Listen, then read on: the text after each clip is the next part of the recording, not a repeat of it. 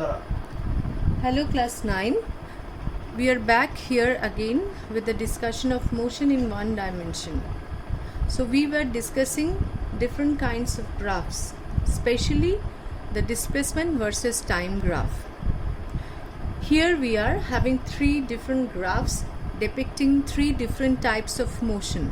So in the first graph, we will analyze what information do we get from the first graph. Before we go to the first class, let us recapitulate what information do we get from the slope of the displacement time graph. If you recall the previous class, we said that the displacement time graph, the slope of the displacement time graph gives the velocity.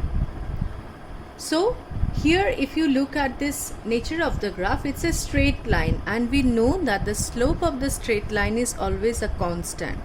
So we can say that the velocity for this motion is constant. Now if we want to represent this motion in a different graph, that is, we change the y-axis and we plot it for velocity versus time graph. We plot the velocity versus time graph. Then how will it look like? So as we say, as we got that this velocity from this graph, the slope of the displacement time graph is constant. So the graph corresponding to this one will be a straight line parallel to the time axis. So as the time is increasing, velocity remains constant. Now coming to the second graph. In the second graph, we have seen that the slope of the graph is gradually increasing. So what can we say from this graph? This is the graph corresponding to the increase in velocity. Okay. Now if the velocity is uniformly increasing, then we can draw the velocity versus time graph in this way. If the velocity is uniformly increasing, it will be a graph like this. Now, corresponding to this graph, this one, as we can see that the slope of the graph is gradually decreasing. If you remember, how do we get the slope of the graph? By drawing at this point, if you want the velocity, we draw a tangent at this point. So by drawing the tangent, we can find out the velocity. And we can see that gradually the slope is decreasing. And hence we can say that this is the motion where the velocity is constantly decreasing. And it will look like this. Velocity is constantly decreasing. Now here, if you don't label the axis properly, your graph will be meaningless. Okay. This slope of this sort of straight line is said to be positive, and slope of this sort of straight line is said to be negative, that is decreasing slope. Okay, slope of this one is not the decreasing slope, the slope here is negative. For this one, the slope is positive. So these are the velocity time graph for the same motions. Now as we are talking about increasing velocity and decreasing velocity, we come to our next physical quantity called acceleration. Acceleration, how do we define it? It's the rate of change of velocity. How much the velocity is increasing or decreasing per unit time. So let us move on to the next part, that is acceleration. So now first of all, we'll define acceleration. Acceleration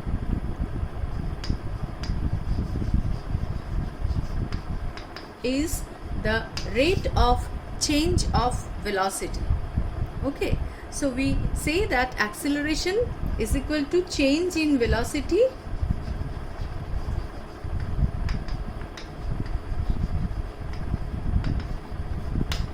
by time taken or time interval. Okay. Now whenever you are getting a new physical quantity, you must know its unit also, especially the SI unit. So as we discussed that unit for velocity is actually meter per second. Now the unit of acceleration will be, in the numerator it's velocity, change in velocity or velocity, it will have the same unit. So it's meter per second in the numerator and time interval at the denominator.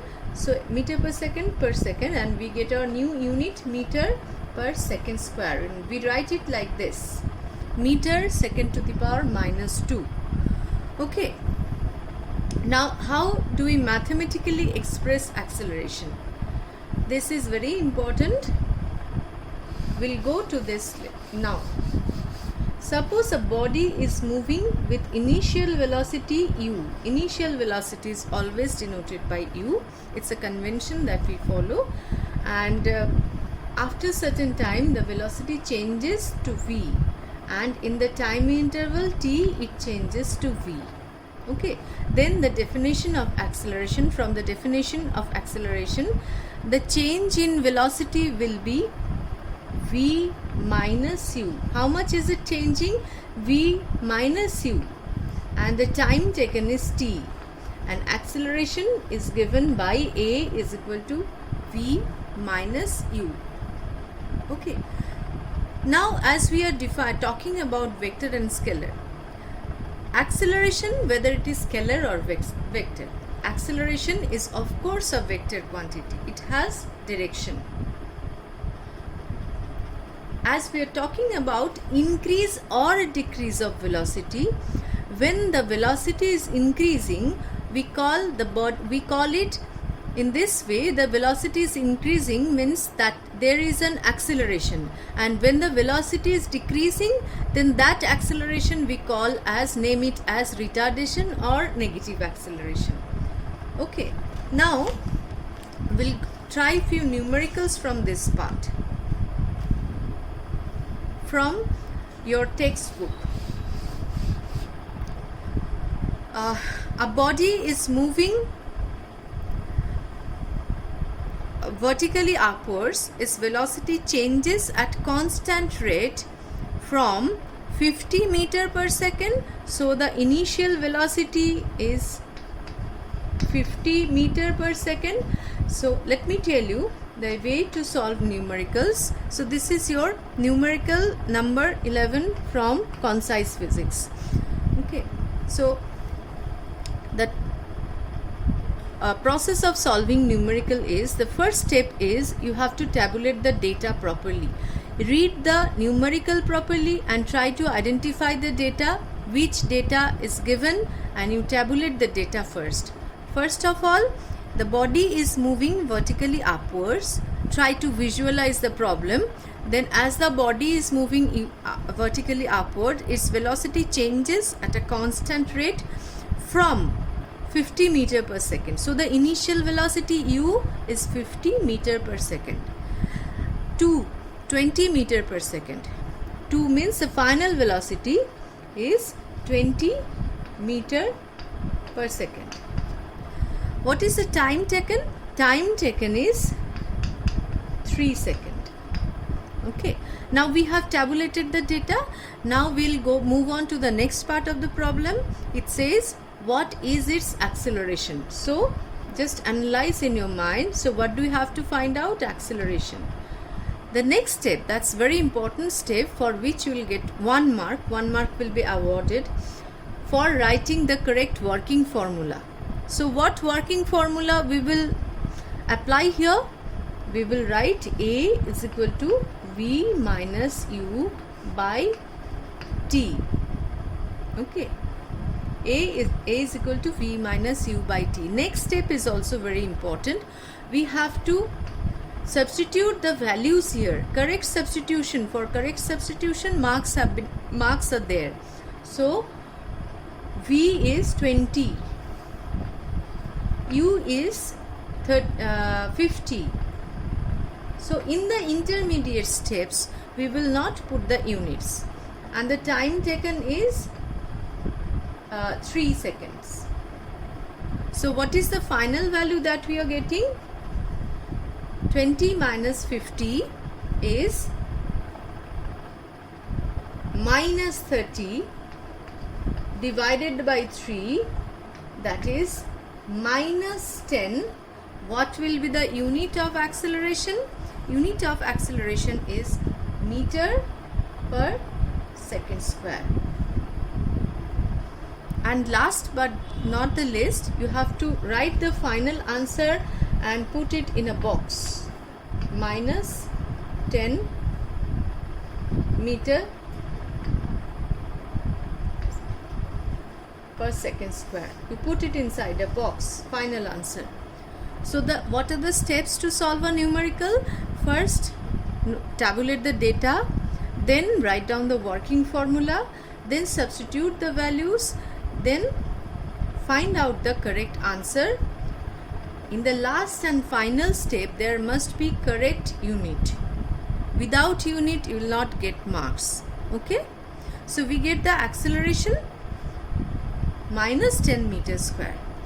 What does this negative sign signifies? Negative sign signifies it's not the velocity is decreasing, it is negative acceleration, that is retardation. The body is not moving forward, it's moving backward. Okay. Now we'll move on to another numerical.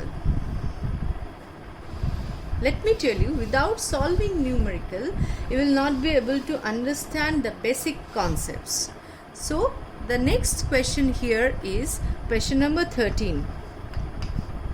Question number 13 says a car accelerates at a rate of 5 meter per second square. Whenever you are reading the numerical, please note down the data immediately. A is equal to 5 meter per second square. You can write it putting a slash, but the correct way of writing is meter second to the power minus 2. Okay. Now acceleration is this. Find the increase in velocity in 2 seconds. Find the increase in velocity. Increase in velocity means V minus U. You have to find out V minus U. What is the time? While reading the question, please try to understand what did they ask for. What are the things that you have to find out? Analyze. Keep on analyzing the problem. Acceleration is 5 meter per second square. You have to find out the change in velocity. They didn't ask you to find initial velocity or final velocity. They asked you to find out the change in velocity. So this thing you have to find out. And what is the time given? Time given is 2 seconds. Now next step is writing the working formula.